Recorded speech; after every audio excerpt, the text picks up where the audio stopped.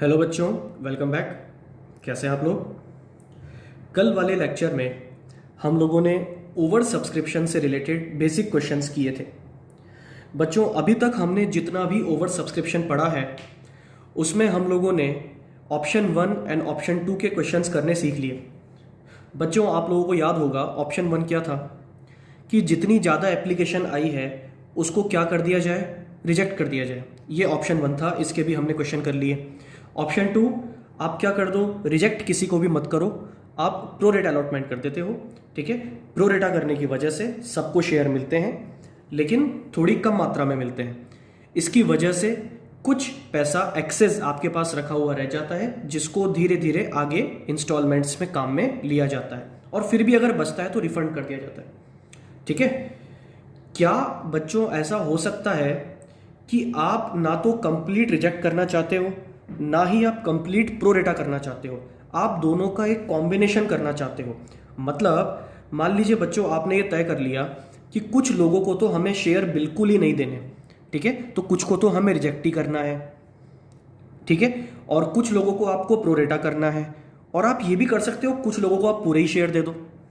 बात समझ में आ रही है बच्चों? ये जो क्वेश्चंस हैं ये कहलाते हैं कैटेगरी वाले क्वेश्चंस। ठीक है, कैटेगरी का मतलब यहां पे ये है टाइप्स ऑफ अलॉटमेंट यहां पे अलग अलग हैं। ठीक है, अलॉटमेंट करने के तरीके अलग अलग हैं। शेयर्स उतने ही हैं, आप दोगे उतने ही, लेकिन अलग अलग ढंग से अलग अलग एप्लीकेंट्स को दिए जा रहे हैं। ठीक है, शेयर हमारे पास देने के लिए उतने ही हैं लेकिन जो अलॉटमेंट का तरीका है वो अलग अलग है। बात समझ में आ गई? कुछ शेयर होल्डर्स को हमने पूरे शेयर दे दिए, कुछ को हमने कुछ भी नहीं दिया, और कुछ लोगों को हमने प्रोरेटा कर दिया। ठीक है, तो अगर ये अलग अलग कैटेगरीज में क्वेश्चन बन के आ जाता है तो बच्चों ये आपका है ऑप्शन नंबर 3। तो ऑप्शन नंबर 3 पढ़ो एक बार, क्या है? Some applications rejected, some allotted in full and some allotted on pro rata basis. ठीक है, इसी को हम बोलते हैं क्वेश्चंस विद कैटेगरीज। तो बच्चों, जब क्वेश्चंस विद कैटेगरीज हों तो क्या किया जाए? क्या एंट्रीज हर कैटेगरी के लिए अलग अलग होती है क्या? नहीं सर, एंट्री हर कैटेगरी के लिए अलग अलग नहीं होती। एंट्री तो बच्चों वही होगी जो आपने अभी तक पढ़ी है। पहली एंट्री एप्लीकेशन मनी रिसीव करने की, दूसरी ड्यू वाली जिसको हम ट्रांसफर वाली एंट्री बोलते हैं, तीसरी अलॉटमेंट ड्यू करने की, चौथी अलॉटमेंट रिसीव करने की। एंट्रीज वही होगी बच्चों, लेकिन उनमें जो अमाउंट आएगा वो अमाउंट कैसे आएगा, इसको कैलकुलेट करने के लिए हमें ये टेबल बनानी होती है। बात समझ में आ गई? बिना इस टेबल के कैटेगरी वाले क्वेश्चन आप नहीं कर सकते, और इस टेबल को बनाने की आदत अभी से डाल लो क्योंकि ये बहुत काम की टेबल है। ठीक है, तो बच्चों जरा इस टेबल को हम समझ लेते हैं कि इस टेबल में होता क्या है। बच्चों, पहला कॉलम इस टेबल का है कैटेगरी। बच्चों मान लो क्वेश्चन के अंदर 3 कैटेगरी है। कितनी कैटेगरी है? 3 कैटेगरी। आपने कुछ एप्लीकेंट्स को बिल्कुल क्लियरली मना कर दिया कि हम आपको कोई शेयर नहीं देंगे, वो आपकी कैटेगरी ए बन गई मान लो। ठीक है, कि इतने एप्लीकेशंस आई थी जिनको हमने क्या कर दिया, रिजेक्ट कर दिया। दूसरी आपकी बन गई कि आपने कुछ को क्या कर दिया, प्रोरेटा कर दिया, वो आपकी कैटेगरी नंबर 2 बन गई। और एक कैटेगरी आपकी बन गई जिसमें आपने जितने लोगों ने शेयर मांगे थे उनको उतने ही पूरे के पूरे शेयर दे दिए। ये आपकी कौन सी कैटेगरी हो गई? ये कैटेगरी नंबर 3 हो गई। तो बच्चों ऐसे करके 3-4 कैटेगरी, जितनी भी कैटेगरी हो वो कैटेगरीज यहाँ पे हम लिख देंगे, और हर कैटेगरी के लिए आगे हम यहाँ पे वर्क करेंगे। बात समझ में आ गई? हर कैटेगरी के लिए आगे वर्क किया जाएगा। अच्छा, अब ये दूसरे कॉलम्स कौन से हैं जरा इनको समझ लेते हैं जरा एक बार। देखो बच्चों, जो पहला आपका मेन कॉलम है, इसको मैं पूरे को एक कॉलम बोलूंगा। ये जो है ये पूरा एक कॉलम है। Number of shares, number of share पहले तो है अप्लाइड और नंबर ऑफ शेयर एलोटेड। बच्चों, फर्स्ट कैटेगरी वालों ने कितने शेयर मांगे थे और आपने उनको कितने शेयर दिए? बात समझ में आ गई? ठीक है, वो दोनों चीज यहाँ पे लिखी जाती है। मान लो बच्चों जैसे कैटेगरी 1 है, उसमें लोगों ने 5000 शेयर मांगे थे। कितने शेयर मांगे थे? 5000। तो उनके अप्लाइड में कितना आ जाएगा? 5000। मान लो आपने उनको कुछ भी नहीं दिया, रिजेक्ट कर दिया, तो यहाँ पे लिख दो निल। बात समझ में आ रही है बच्चों? यहाँ पे क्या लिख देंगे हम? निल लिख देंगे। ठीक है, उन्होंने 5 मांगे थे, हमने उनको अलॉटेड कुछ भी नहीं किया, यहाँ पे कर दिया हमने निल। अगला जो कॉलम है बच्चों वो आता है एप्लीकेशन मनी का। बच्चों ये बहुत काम का कॉलम है। एप्लीकेशन मनी में भी 2 हैं, रिसीव्ड एंड ड्यू। सब लोग मेरी बात ध्यान से सुनना। एप्लीकेशन मनी के अंदर भी कितने कॉलम है? 2, रिसीव्ड एंड ड्यू। ये रिसीव मतलब क्या है बच्चों? आपकी एप्लीकेशन मनी कितनी है। मान लो कि एप्लीकेशन मनी है 5 रुपए। कितनी है एप्लीकेशन मनी? 5 रुपए। तो बताओ इनके अप्लाइड शेयर्स कितने थे? अप्लाइड शेयर 5000 थे ना, एग्जांपल दिया मैंने। तो 5000 इंटू 5 कितना हो जाएगा? 25000। ठीक है, तो उस कैटेगरी से, पर्टिकुलरली किसी कैटेगरी से एप्लीकेशन मनी कितनी आई है वो आपको यहां दिखाना है। उस कैटेगरी से एप्लीकेशन मनी कितनी रिसीव हुई है वो हम यहां दिखाते हैं। बात समझ में आ गई? और अगर आसान तरीका मैं तुम्हें बताऊं तो ये जो अप्लाइड है ना, ये अप्लाइड में जो आपने शेयर लिखे हैं इन्हीं को मल्टीप्लाई कर दो किससे? एप्लीकेशन मनी से। बात समझ में आ गई? और ये जो ड्यू है, ये ड्यू क्या है बच्चों? बच्चों ये ड्यू पता है वो है जो सेकंड वाली ट्रांसफर वाली एंट्री होती है ना, उसमें हम शेयर कैपिटल दिखाते हैं, याद होगा तुमको। ठीक है भाई, मिला तो कितना भी मिला लेकिन आपकी कैपिटल कितनी बनी उससे, वो ड्यू वाला अमाउंट यहां पे आता है। तो बच्चों में तुम्हें चलो शॉर्ट ट्रिक बता देता हूं। ये नंबर ऑफ शेयर अप्लाइड जो थे, अगर इसको मल्टीप्लाई कर दो एप्लीकेशन मनी से तो ये वाला अमाउंट आ जाएगा, एप्लीकेशन मनी रिसीव वाला। और एलोटेड को मल्टीप्लाई कर दो अगर एप्लीकेशन मनी से तो ये आ जाएगा। बात समझ में आ गई? अच्छा, यहां पे था 5000, यहां पे था नील, तो 5000 इंटू 5 कितना आ गया? 25000। और यहां पे था नील, इनको कुछ शेयर मिले क्या? बताओ, कोई शेयर मिला इनको? नहीं, इनको शेयर नहीं मिले, तो इनको आपने कुछ भी नहीं दिया तो ड्यू में कुछ आएगा ही नहीं। बात समझ में आ गई? यहां पे नील था तो नील इंटू 5 मतलब 0। बात समझ में आ गई? इनको कुछ भी नहीं मिला। ठीक है, इसके बाद एक्सेस एप्लीकेशन मनी। बच्चों ये एक्सेस एप्लीकेशन मनी कैसे निकालते हैं? याद रखना, ये हमेशा निकाली जाएगी रिसीव्ड माइनस ड्यू। कैसे निकालेंगे इसको? Received minus due. ठीक है, इतना मुझे मिला और मैंने इतने रुपए की चीज उनको दी, और ये होती है आपकी एक्सेस मनी। क्या मेरी बात सबको समझ में आ रही है? मैं फिर रिपीट कर रहा हूं, एक बार फिर सुन लो। सबसे पहले लिखोगे कैटेगरी का नाम, ABCD 1 2 3 जो भी हो। उसके बाद उस कैटेगरी वालों ने कितने शेयर मांगे वो लिखे जाएंगे। उस कैटेगरी वालों को कितने शेयर मिले वो लिखे जाएंगे। उसके बाद उस कैटेगरी से एप्लीकेशन मनी कितनी आई थी वो लिखा जाएगा। उस कैटेगरी वालों को शेयर कितने रुपए के आपने दिए वो लिखा जाएगा। और दोनों का डिफरेंस होता है एक्सेस मनी, यहां पे वो लिखा जाएगा। बात समझ में आ गई? एक्सेस मनी वो होती है कि भैया पैसा हमें मिला तो इतना था लेकिन हमने चीज उनको इतने की दी है, तो इतना पैसा मेरे पास अभी भी एक्स्ट्रा इनका पड़ा हुआ है जो मुझे आगे काम में लेना है या फिर लौटाना है। बात समझ में आ गई?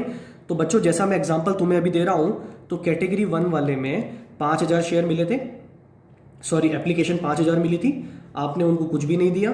ठीक है, तो एप्लीकेशन मनी रिसीव जितनी थी वो यहां दिखाया, यहां पे नील, तो रिसीव माइनस ड्यू, तो पूरी एप्लीकेशन मनी यहां पे आ जाएगी। पूरी की पूरी एक्सेस है भैया, आपने कुछ दिया ही नहीं ना उनको। फिर अब इसका क्या करना है? जहां पे रिजेक्ट होते हैं वहां तो हम रिफंड ही करते हैं, ये सबको पता होगा, है ना। तो बच्चों इस एक्सेस मनी को अब हम यूज करते हैं। तो एक्सेस मनी जो यूज होती है वो होती है अलॉटमेंट में, कॉल्स में, और अगर फिर भी बच जाए तो उसको कर देते हैं हम रिफंड। बात समझ में आ गई? तो यहाँ पे एक्सेस मनी यूज्ड कहाँ कहाँ पे होती है? अलॉटमेंट में, कॉल्स में, और फिर भी बच जाए तो क्या करते हैं? रिफंड करते हैं।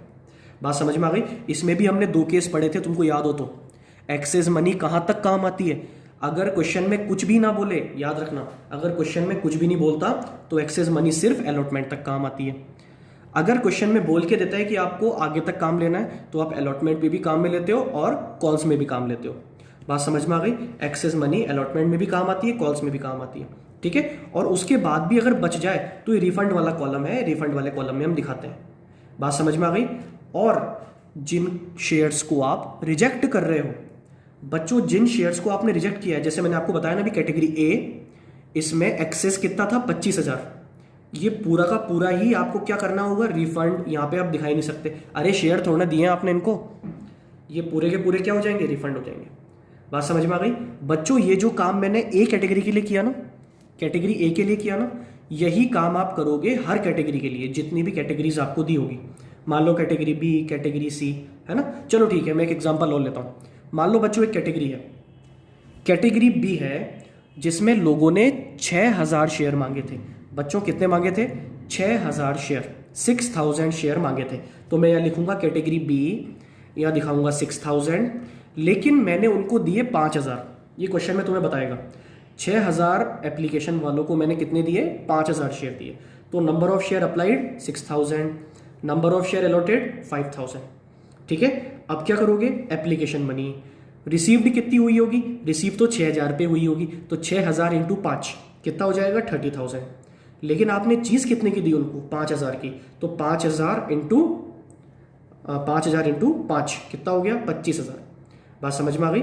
30,000 रुपये मुझे मिले, मैंने उनको शेयर कितने के दिए? 25,000 के। और इन्हीं दोनों का डिफरेंस अब शो करेगा एक्सेस मनी को कि 5,000 रुपये इस कैटेगरी वालों के मेरे पास एक्सेस रखे हुए हैं। इनको मैं काम में लूंगा आगे। तो बच्चों इनको मैं काम में लूंगा अलॉटमेंट पे, कॉल पे। अच्छा, ये काम में कैसे लेते हैं बच्चों? ये अलॉटमेंट कितने रुपए का है आपको ये देखना पड़ेगा। यहां भी आपको टाइम मशीन में बैठ के थोड़ा आगे जाना पड़ेगा। ठीक है, तो अलॉटमेंट मान लो बच्चों 2 रुपए का है। कितने रुपए का अलॉटमेंट है? 2 रुपए का। मुझे बताओ इनको शेयर दिए कितने थे हमने? इनको शेयर हमने दिए थे 5,000 दिए थे ना। 5,000 शेयर पे 2 रुपए के हिसाब से इस कैटेगरी से अलॉटमेंट कितना मांगोगे? पर्टिकुलरली इस कैटेगरी से अलॉटमेंट आप मांगोगे 10,000 मांगोगे ना। और इस कैटेगरी का एक्स्ट्रा पैसा कितना रखा है? 5। इसका मतलब ये पूरा का पूरा 5 आपके अलॉटमेंट पे काम आ गया। बच्चों यहां पे वो अमाउंट दिखाया जाएगा जितना काम आ रहा है। तो मुझे बताओ अलॉटमेंट पे काम कितना आ गया? ये पूरा 5,000 यहाँ अलॉटमेंट पे काम आ गया। मांगे तो 10 थे, लेकिन हमें एक्स्ट्रा कितना पड़ा हुआ है? 5। तो पूरा 5 यहाँ पे काम में ले लिया और पैसा खत्म हो गया। तो कॉल्स में कुछ काम में नहीं आएगा, रिफंड भी कुछ भी नहीं होगा। बच्चों मेरी बात समझ में आ रही है? इसी तरह से आपको जितनी कैटेगरीज दी गई हैं उन कैटेगरीज के एक एक डिटेल को यहां लिखना है और क्वेश्चन करना है। बात समझ में आ गई? और जब ये टेबल पूरी हो जाएगी तो बच्चों आप लगाओगे इसका टोटल। बात समझ में आ गई? और ये जो टोटल्स है ना, इन टोटल्स को देखते हुए ही हमारी जनरल एंट्रीज होगी। क्या ये बात समझ में आ रही है? टोटल को देखते हुए ही जनरल एंट्रीज होगी। एग्जाम्पल के तौर पे एप्लीकेशन मनी रिसीव्ड का टोटल जब लगाओगे तो बच्चों ये पहली एंट्री का आपका अमाउंट आ जाएगा। Bank account debit to share application, total application money कितनी मिली, है ना। डायरेक्ट भी निकाल सकते हैं, लेकिन ये आपको यहां दिख जाएगा, है ना। ड्यू का टोटल लगाओगे बच्चों, ड्यू का टोटल लगाओगे तो आपको क्या मिल जाएगा? इसमें आपको मिलेगा सेकेंड एंट्री जो होती है उसमें टू शेयर कैपिटल लिखते हैं ना, उसमें कितना आएगा वो आपको यहां से मिल जाएगा। ठीक है, शेयर कितने के अलॉट हुए वो यहां पे आ जाता है। ठीक है, एक्सेस मनी कितनी है उसका टोटल यहां मिल जाएगा।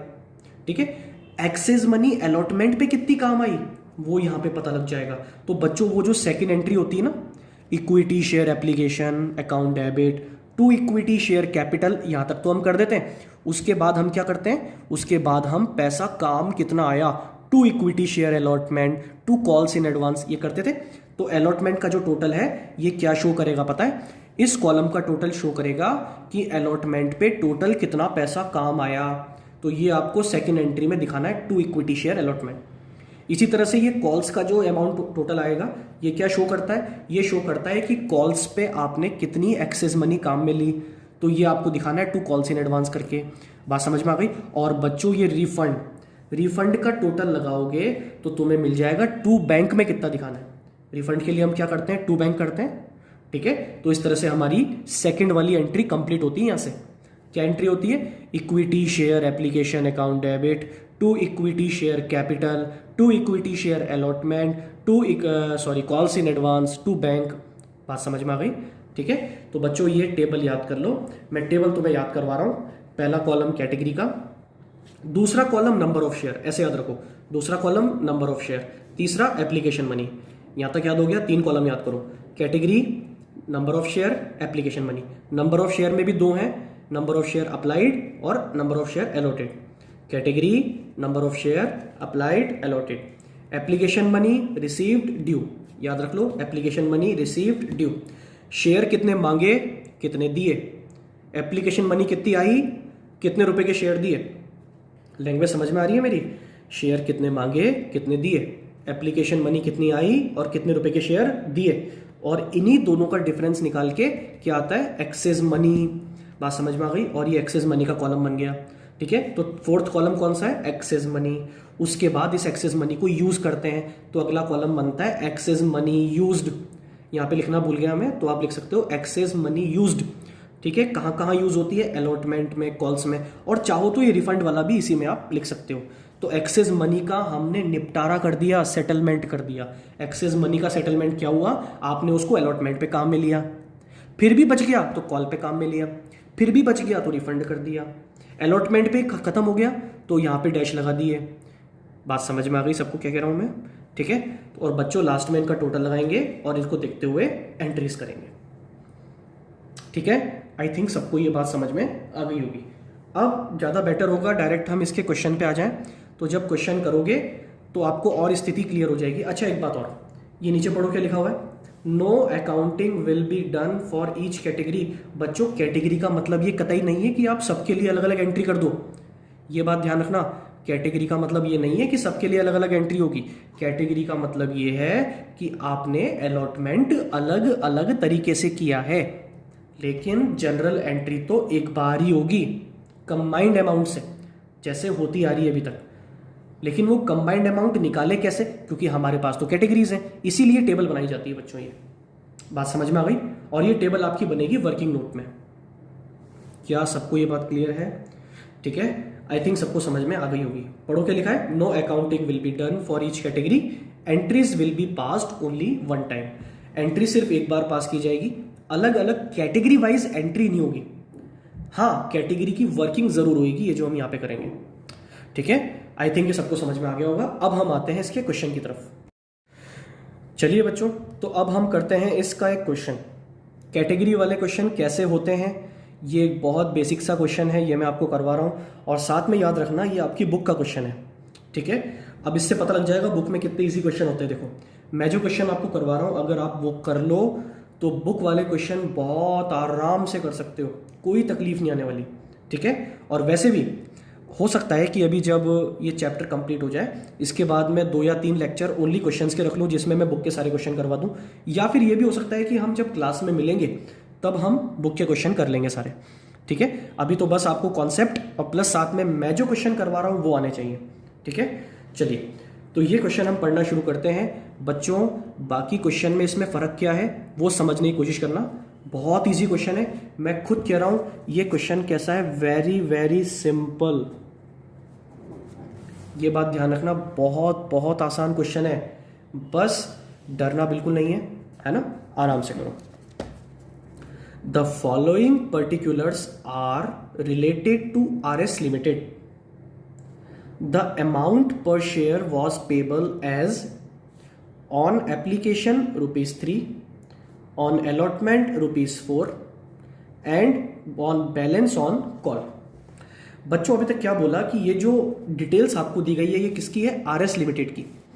RS Limited का जो शेयर है, पर शेयर जो अमाउंट है वो पेबल कितना है, एप्लीकेशन पे 3, अलॉटमेंट पे 4 और बैलेंस जो है वो कॉल पे। अब बच्चों यहाँ पे ये बड़ी ट्रिकी सी बात है, यहाँ पे आपको कहीं नहीं बताया एक शेयर कितने रुपए वाला है, एक शेयर कितने रुपए वाला है ये नहीं बताया। तो यहाँ पे हमें आइडिया लगाना है एक शेयर कितने का हो सकता है। एप्लीकेशन पे 3 है, अलॉटमेंट पे 4 है, कितने हो गए बताओ, ये 7 रुपए हो गए। और बैलेंस है कॉल पे, ऑब्वियसली वो 3 रुपए होगा, और शेयर आपका कितने का रहा होगा, 10 रुपए का रहा होगा। बच्चों ये क्वेश्चन ऐसा ही है, इसका कोई ठोस सबूत नहीं है, लेकिन आपको यहाँ पे मानना पड़ेगा कि शेयर कितने रुपए का है, 10 रुपीज़ का शेयर है।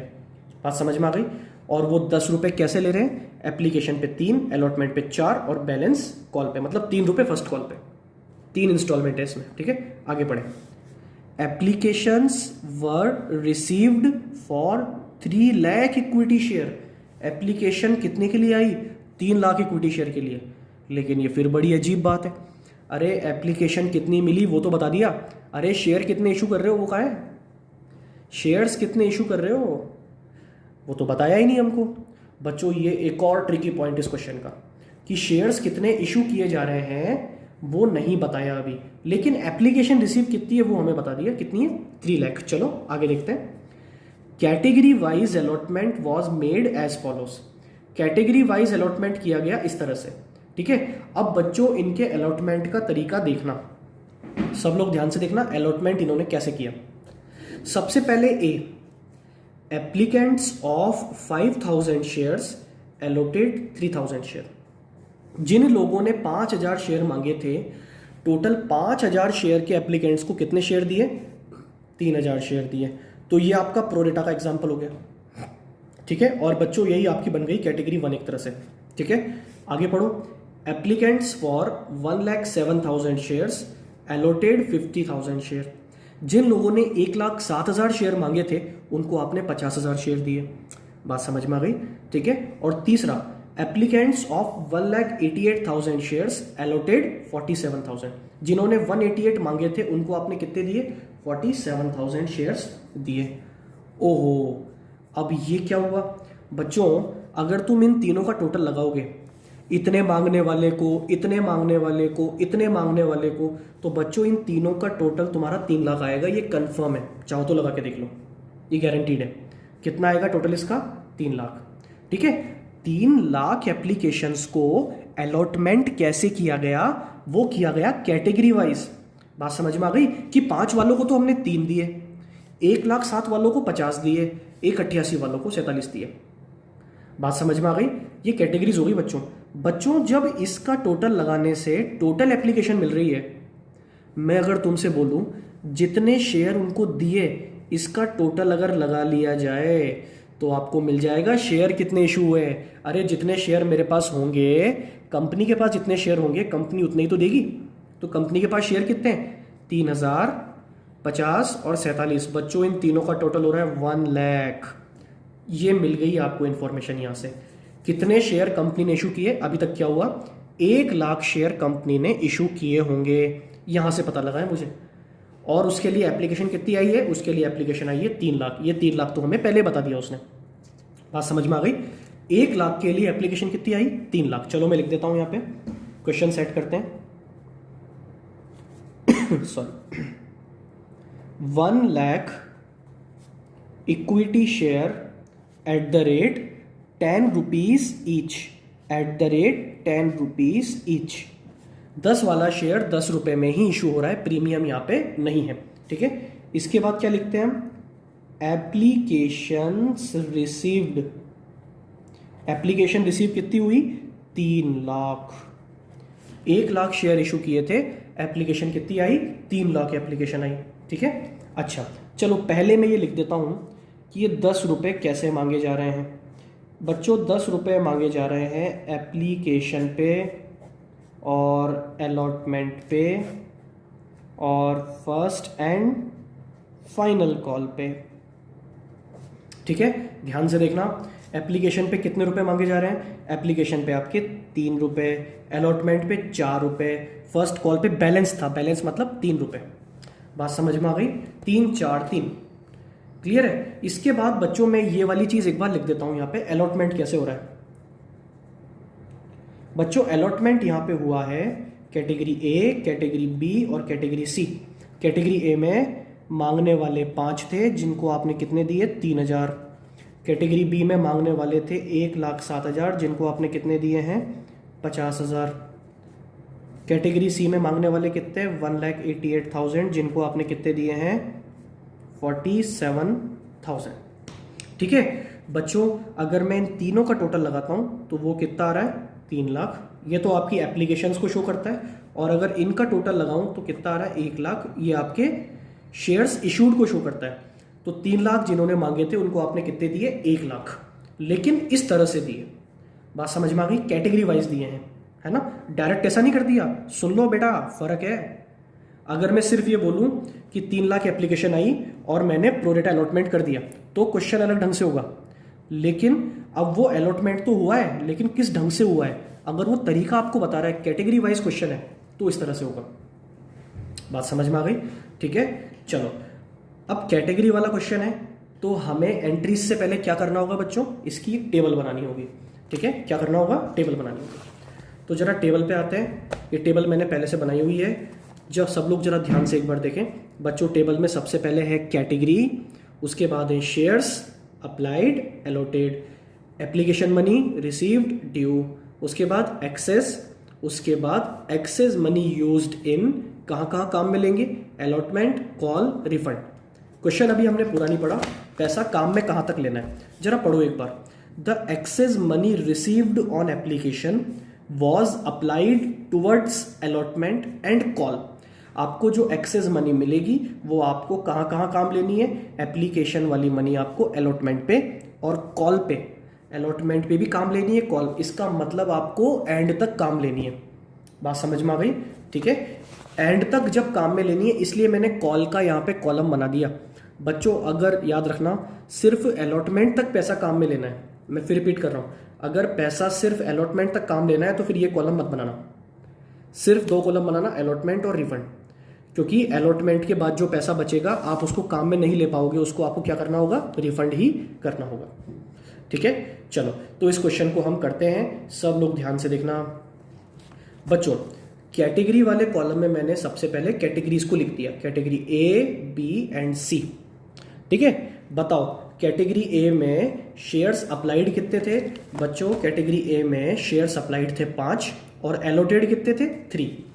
ध्यान से देखना, शेयर्स अप्लाइड, जिसको समझ नहीं आ रहा उसको थोड़ा याद कर लो अभी आप लोग। शेयर्स अप्लाइड कितने थे? 5000 और आपने शेयर इनको दिए कितने? 3000। ये तो नंबर ऑफ शेयर्स की बात है बच्चों। अब अमाउंट पे आते हैं। इस कैटेगरी वालों ने एप्लीकेशन कितनी दी होगी? 5000 इंटू, बताओ एप्लीकेशन मनी कितनी थी? 3 रुपए। तो बच्चों ये हो जाएगा आपका 5000 इंटू 3, मतलब ये हो गया 15,000 रुपए। बच्चों 15,000 रुपए एप्लीकेशन मनी रिसीव हुई कैटेगरी ए से। ठीक है, लेकिन आपने कितने रुपए की चीज इनको दी? 3000 शेयर दिए, तो 3000 इंटू 3 मतलब 9,000 रुपए के आपने इनको शेयर दिए। बात समझ में आ रही है बच्चों मैं क्या कह रहा हूं? शेयर आपने कितने रुपए के दिए इनको? सिर्फ 9,000 रुपए के शेयर दिए। ठीक है, इसके बाद हम आगे बढ़ते हैं एक्सेस मनी पे। बताओ एक्सेस मनी कितनी होगी यहाँ पे? बच्चों यह एक्सेस मनी होगी 6,000 रुपीज। देखो 15,000 रुपए इन लोगों ने दिए थे, लेकिन इनको आपने चीज कितने की दी है? शेयर्स दिए हैं सिर्फ 9,000 के, तो इनका कितना पैसा एक्स्ट्रा पड़ा है आपके पास? 6,000। ये 6,000 हमें काम में लेना है। कहां तक काम लेना है? अलॉटमेंट, कॉल, और अगर फिर भी बच जाए तो रिफंड। अब अलॉटमेंट पे कितना काम आएगा? बच्चों इसके लिए जरा चेक करो अलॉटमेंट मनी कितनी है। अलॉटमेंट मनी है आपके 4 रुपए। ठीक है, 4 रुपए आप मांगोगे। बच्चों मेरे इन लफ्जों को ध्यान से सुनना, मैं क्या बोल रहा हूं। 4 रुपए मांगने हैं। 4 रुपए कितने शेयर पे मांगने हैं? मैं बात कर रहा हूं सिर्फ कैटेगरी ए की, पूरे शेयर्स पे मत जाना, गलती मत कर देना। टोटल शेयर से नहीं कर रहा हूं मैं कैटेगरी वाइज क्वेश्चन कर रहा हूं। इस कैटेगरी वालों के पास कितने शेयर हैं? 3000 शेयर। तो 3000 शेयर पे अलॉटमेंट मनी कितनी मांगोगे? 3000 इंटू 4 मतलब 12,000 रुपए अलॉटमेंट मांगोगे। यस और नो? कितने अलॉटमेंट मांगोगे? 12,000 रुपए अलॉटमेंट पे मांगोगे। किससे? ए कैटेगरी वालों से 12,000 मांगेंगे। मेरे पास पहले से कितने पड़े? 6,000। तो बच्चों ये 6,000 पूरे अलॉटमेंट पे काम आ रहे हैं ना? बिल्कुल, ये 6,000 पूरे के पूरे अलॉटमेंट पे काम आ गए, क्योंकि जो मैंने मांगा वो तो ज्यादा है, मतलब इस कैटेगरी वालों से मुझे और पैसा लेना है अभी अलॉटमेंट पे।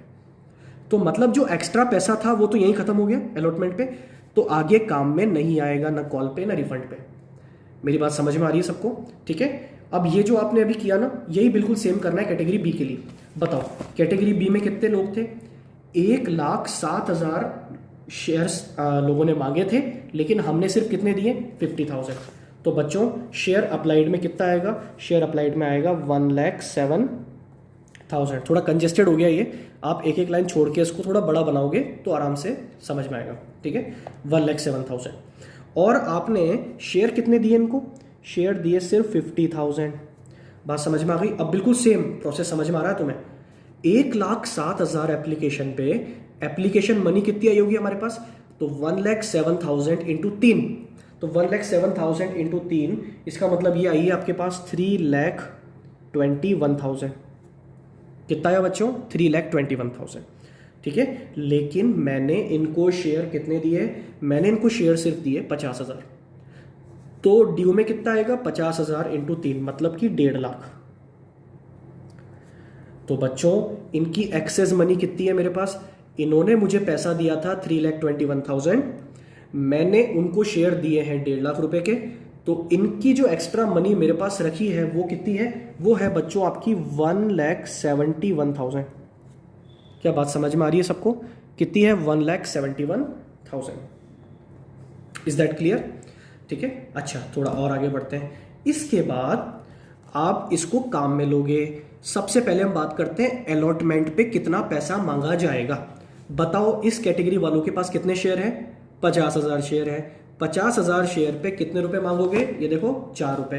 तो 50,000 शेयर पे 4 रुपए मतलब कितने मांगोगे? बोलो बोलो, 2 लाख रुपए इनसे मांगोगे।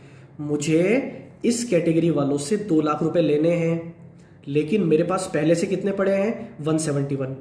तो बच्चों ये 171 तो कम है ना, तो मतलब पूरे के पूरे अलॉटमेंट पे काम आ रहे हैं। हाँ जी बिल्कुल, ये पूरे के पूरे अलॉटमेंट पे काम आ गए। बात समझ में आ गई? इसके बाद कुछ भी पैसा नहीं बचा, तो कॉल पे कुछ भी काम नहीं आया, रिफंड कुछ भी नहीं हुआ। Is that clear? ठीक है, अब आते हैं बच्चों, हम यही काम करेंगे कैटेगरी सी के लिए। बताओ कैटेगरी सी में कितने लोग थे? 1,88,000 लोगों ने मांगे थे और मैंने कितने दिए शेयर? 47,000। 1,88,000 अप्लाइड और दिए कितने? 47,000। तो बच्चों 1,88,000 इंटू 3, तो एप्लीकेशन मनी कितनी आई होगी हमारे पास इनसे? ये जब करोगे तो तुम्हें मिलेगा, ये है 5,64,000। बात समझ में आ गई? ठीक है, और इनसे ड्यू कितना है? तो 47 इंटू 3, तो बच्चों ये आपका होगा 1,41,000। कितना होगा? 1,41,000। इन्होंने मुझे पैसा दिया था 564, ठीक है, और 1,41,000 ड्यू है। तो बताओ इनका कितना पैसा एक्स्ट्रा पड़ा है मेरे पास? बच्चों इनका मेरे पास पड़ा है 4,23,000। कितना पड़ा है? 4,23,000। ठीक है, अच्छा अब ये पैसा मुझे काम में लेना है। चलो अब टाइम मशीन में बैठ के आगे जाते हैं। इस कैटेगरी से अलॉटमेंट पे कितना मांगोगे? इस कैटेगरी वालों के पास शेयर कितने हैं? 47,000। कितने शेयर हैं? 47,000। तो 47,000 इंटू कितना? 4 रुपए। तो 47,000 इंटू 4, बच्चों ये आपका होगा 1,88,000। कितना होगा? 1,88,000। लेकिन मेरे पास तो पैसा कितना पड़ा है? 4,23,000। लेकिन काम में कितना आ रहा है? सिर्फ 1,88,000। मतलब इस कैटेगरी से लेना कुछ भी नहीं है आपको।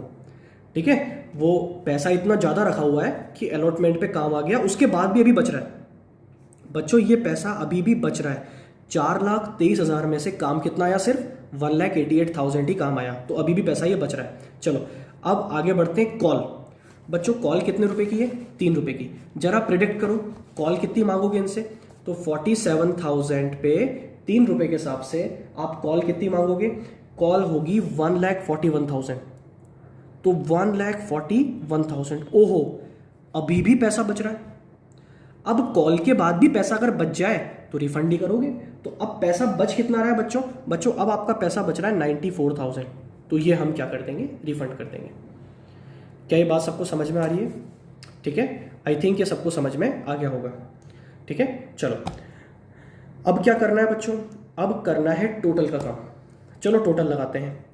सबसे पहले शेयर्स अप्लाइड अलॉटेड, इनका टोटल तुम्हारी इच्छा हो तो कर लो, वरना मत करो, कोई फर्क नहीं पड़ता। शेयर्स अप्लाइड का टोटल करोगे तो बच्चों यहाँ पे 9 लाख आएगा। एप्लीकेशन रिसीव कितनी हुई थी? 9 लाख। और अलॉटेड का टोटल करोगे तो सॉरी 9 लाख नहीं, 3 लाख। और ये कितना है? 1 लाख। ठीक है, यहां से काम की चीज है। एप्लीकेशन मनी रिसीव्ड का टोटल करोगे बच्चों, तो एप्लीकेशन मनी रिसीव्ड का टोटल आएगा आपका 9 लाख।